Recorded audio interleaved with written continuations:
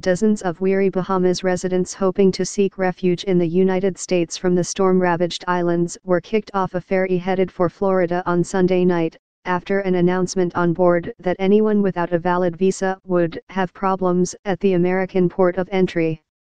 Videos of the incident spread rapidly on social media, with frustrated passengers lamenting that standard protocols which in the past had allowed Bahamians to enter the United States without a visa as long as they had a passport and documentation of a clean criminal record were not being honored.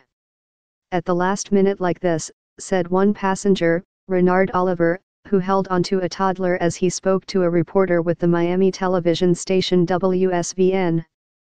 "It's hurtful because I'm watching my daughters cry, but it is what it is." Parts of the Bahamas were devastated as Hurricane Dorian lashed the country last week. Hundreds of residents are still missing, and the authorities have said that it could take months to tally the dead. Mr. Oliver said that after he had boarded the boat, crew members announced over the intercom that United States Customs and Border Protection officials had called the boat and said that anyone without a visa had to disembark the ship.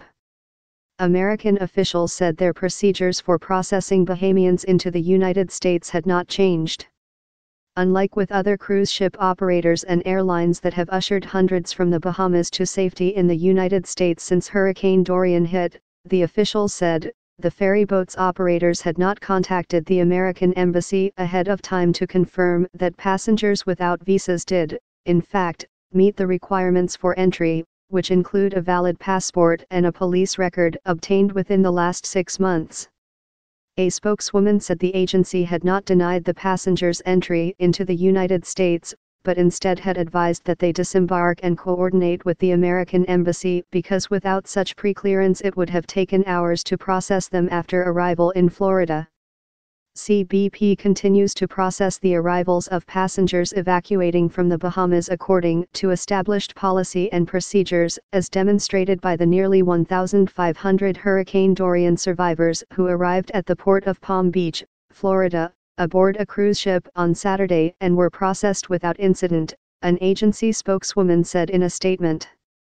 The statement continued, CBP relies on the transportation companies in both the air and sea environments to be engaged in ensuring the safety and well-being of any individuals that have been devastated by this tragedy, and that requires transparent communication and planning for adequate resources to receive any arrivals.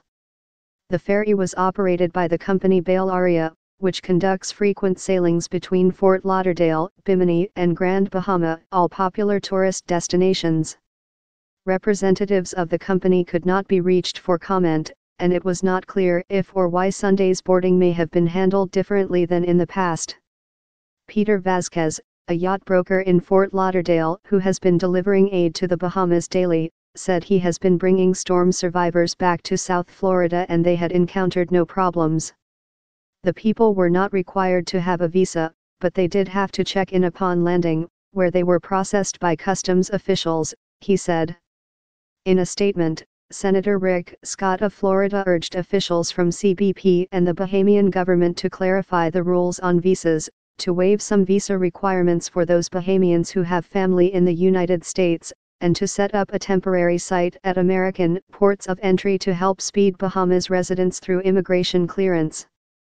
As hundreds of thousands of Bahamians seek refuge or start to rebuild after Hurricane Dorian, we cannot have the kind of confusion that occurred last night in Freeport, he said. Francis Robles and Patricia Mazzi contributed reporting.